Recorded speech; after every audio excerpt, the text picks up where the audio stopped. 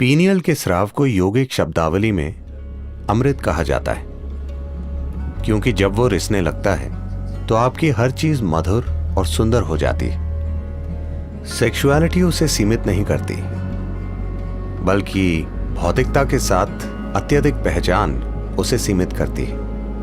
अगर आप उसे बहुत महत्वपूर्ण बना देते हैं तो आप विकृत दिमाग के हो जाएंगे।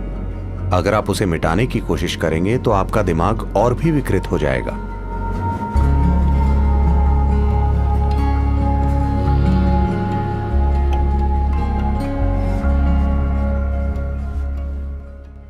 एक 92 साल का बूढ़ा आदमी फुल मेडिकल जांच के लिए अपने डॉक्टर के पास गया।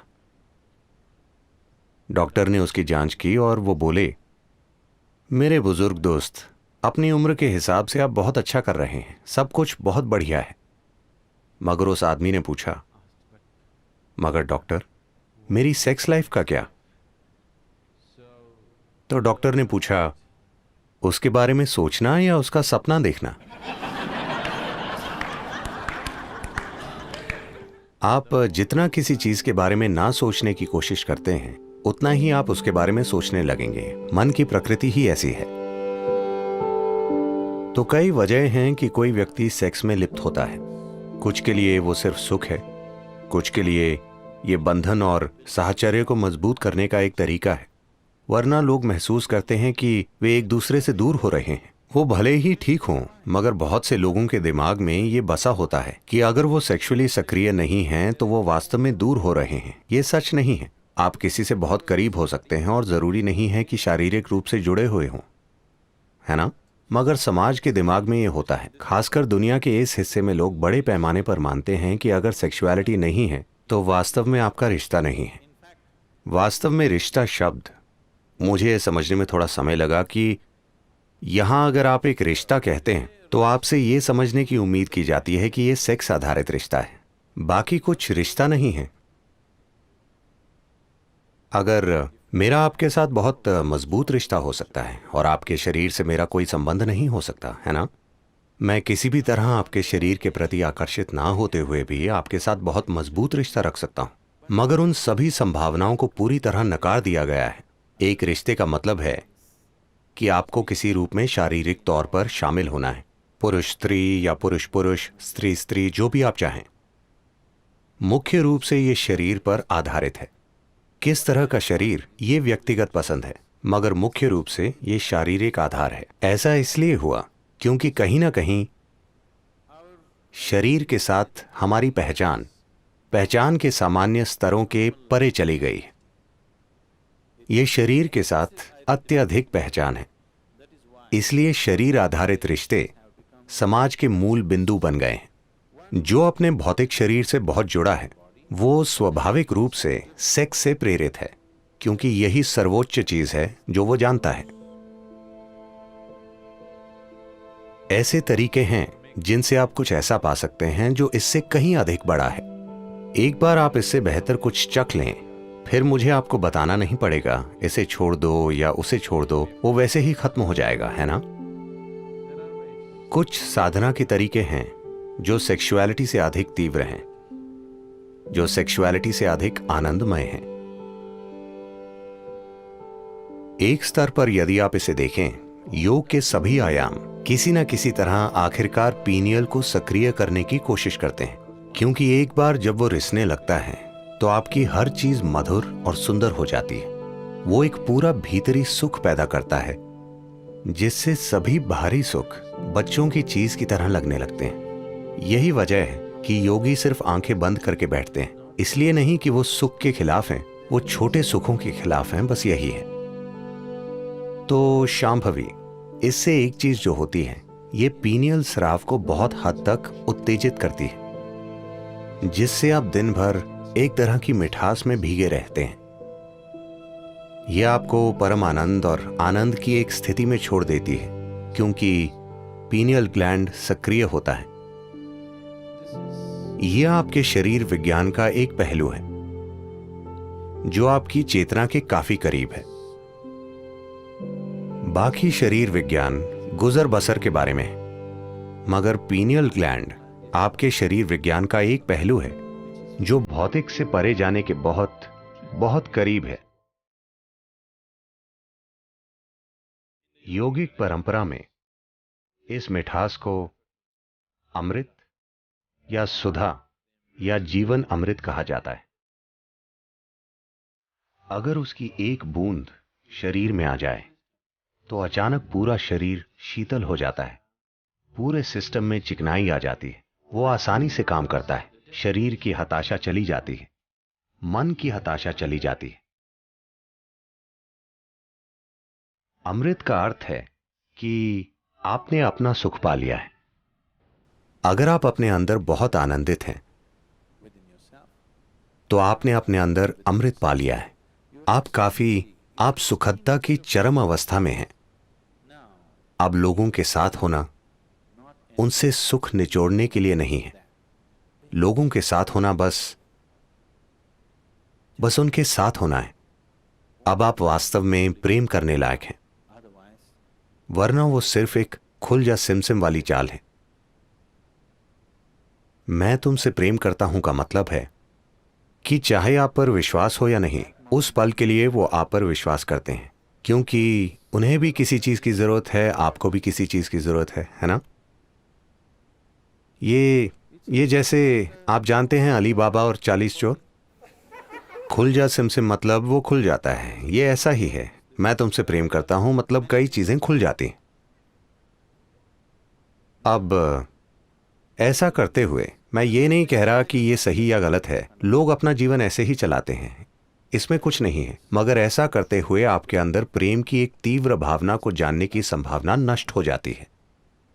आप लगातार ये देखते हैं, मैं इस व्यक्ति से क्या पा सकता हूं, मैं उस व्यक्ति से क्या निकाल सकता हूं। ये एक ठग का काम है। इसे प्रेम संबंध कहा जाता है, मगर यह ठगी का काम है।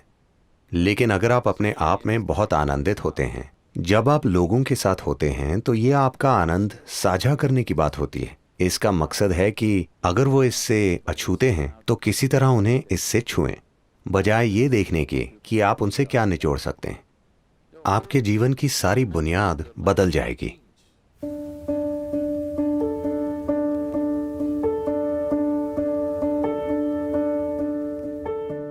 हाँ और नहीं। इस अर्थ में सेक्सुअलिटी उसे सीमित नहीं करती, बल्कि भौतिक के साथ अत्यधिक पहचान उसे सीमित करती है।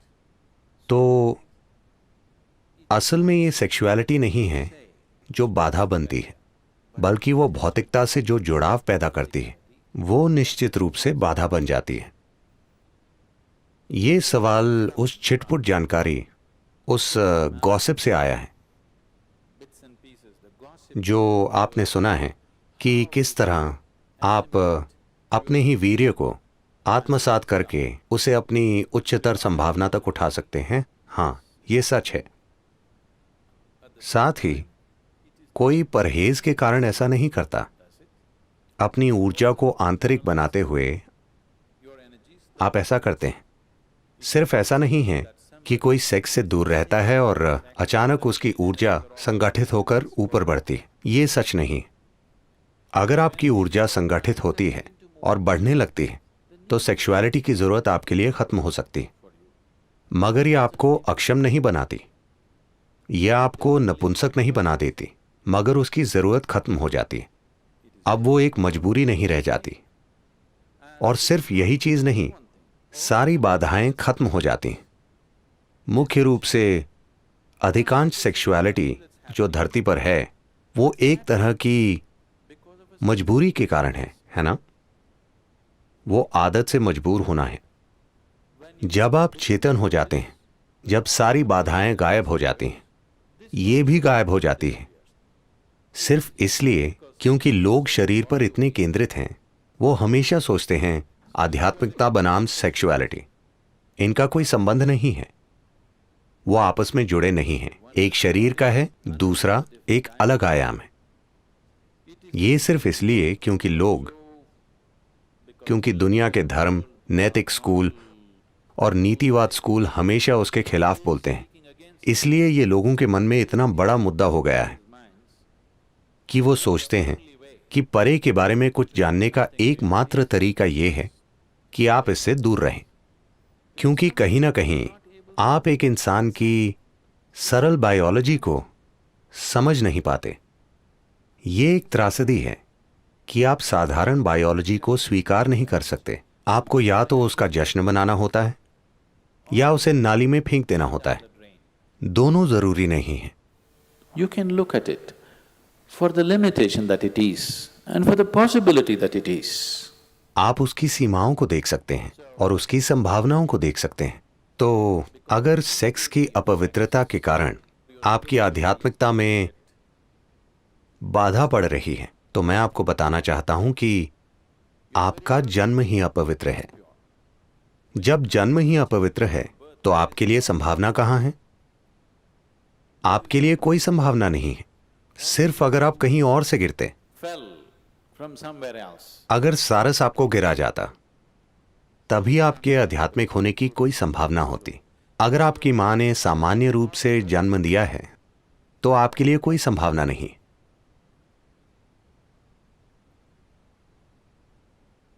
एक 6 साल की बच्ची एक दिन स्कूल से घर लौटी और पूछा, मम्मा मैं कैसे पैदा हुई थी?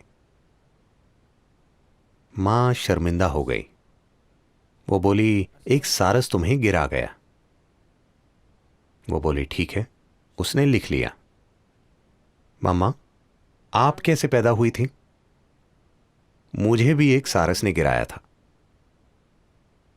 मम्मा नानी कैसे पैदा हुई थी? उन्हें भी एक सारस ने गिराया था। फिर वो बच्ची गंभीर हो गई और वो नीचे जाकर बैठ गई और अपने होमवर्क में कुछ लिखना शुरू कर दिया। मां असहज महसूस कर रही थी। उसने खाना पकाना खत्म किया। तब तक लड़की ने अपना होमवर्क पूरा कर लिया था और किताब वहीं छोड़ दी थी। उसने जाकर उसे पढ़ा तो फैमिली ट्री के बारे में निबंध था। बच्ची ने लिखा था, मेरे परिवार में 3 पीढ़ियों से किसी का जन्म कुदरती रूप से नहीं हुआ है।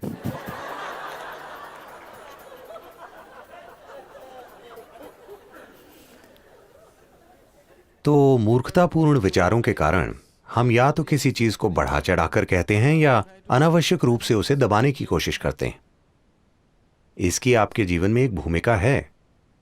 अगर आप इसे बहुत बड़ा बना देंगे तो आपका दिमाग विकृत हो जाएगा। अगर आप उसे मिटाने की कोशिश करेंगे तो आपका दिमाग और अधिक विकृत हो जाएगा। आखिरकार अब मैं बोल रहा हूं, यह एक तरह की ऊर्जा है। आप मेरी ओर देख रहे हैं, ये एक तरह की ऊर्जा है। आप मुझे सुन रहे हैं, ये एक तरह की ऊर्जा है। ये एक ही जीवन ऊर्जा की अलग अलग अभिव्यक्तियां हैं, है ना? अब सेक्सुअलिटी भी उसी ऊर्जा की एक अलग अभिव्यक्ति है। अब व्यक्ति को तय करना है कि उसकी ऊर्जा का कितना हिस्सा वो किस दिशा में भेजना चाहता है, क्योंकि आखिरकार आपकी ऊर्जा सीमित है ना? देखिए, ये ऐसा है, आपकी आय, मान लीजिए आपकी मासिक आय $5000 है। कितना घर के किराए के लिए, कितना खाने के लिए, कितना पढ़ाई के लिए, कितना सिर्फ मनोरंजन के लिए, कितना छुट्टियों के लिए आप बांटते हैं, है ना? कल सुबह आपको तनख्वाह मिली, शाम में आप बाहर गए और उसे उड़ा दिया। अब अगले महीने परेशानी हो जाएगी, है ना?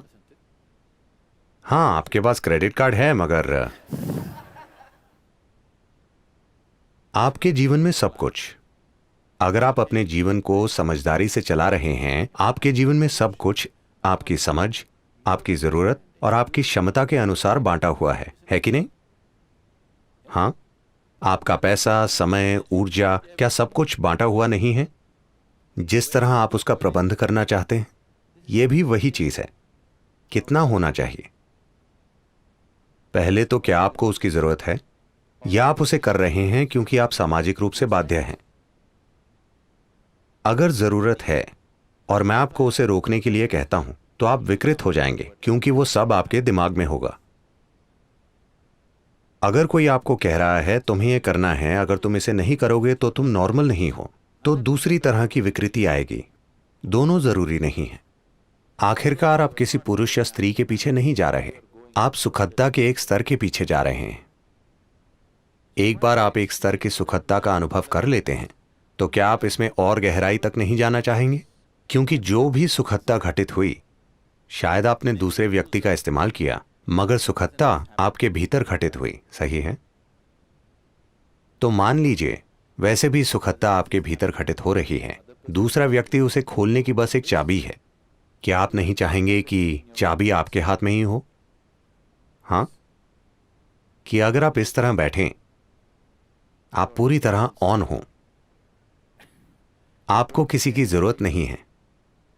नहीं, देखिए, कोई चीज, आपके जीवन में कोई चीज, चाहे सुख के लिए हो, पैसे, प्रेम, ये वो, चाहे किसी भी चीज के लिए, जैसे ही आप दूसरे व्यक्ति पर निर्भर हो जाते हैं, इस धरती पर कोई भी वास्तव में भरोसे लायक नहीं है ना? मैं हर जगह से ये शिकायतें सुनता रहता हूं। कुछ लोग, आमतौर पर महिलाएं, शिकायत करती हैं कि उनके पति बहुत ही शरीर केंद्रित हैं। कुछ महिलाएं लगातार शिकायत करती हैं, वो मुझ पर उंगली भी नहीं उठाता। जो भी होता है वो एक समस्या है, क्योंकि वो कभी उस तरह नहीं होगा जैसे आप चाहते हैं। जब तक दूसरा व्यक्ति शामिल है, कुछ भी 100% आपकी मर्जी से नहीं होगा, है कि नहीं? हाँ या ना? वो कभी नहीं होगा। इससे फर्क नहीं पड़ता कि आप भगवान से शादी कर लें, फिर भी ऐसा नहीं होगा। जब तक आपके अस्तित्व का तरीका, सुख और खुशी की आपकी भावना दूसरे व्यक्ति पर निर्भर है, आपको हमेशा शिकायत रहेगी। कोई फर्क नहीं पड़ता कि दूसरा व्यक्ति कितना शानदार है।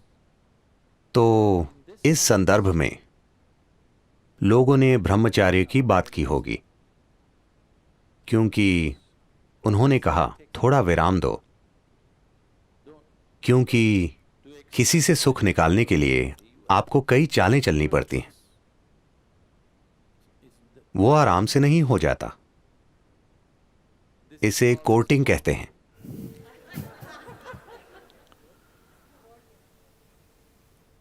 एक बार कोर्ट में चले जाएं, फैसले का दिन आ जाएगा। उसमें काफी समय, प्रयास, ऊर्जा और तमाम दूसरी चीजें लगती हैं। निराशाएं, ईर्ष्याएं, समस्याएं, सब कुछ उससे जुड़ा होता है।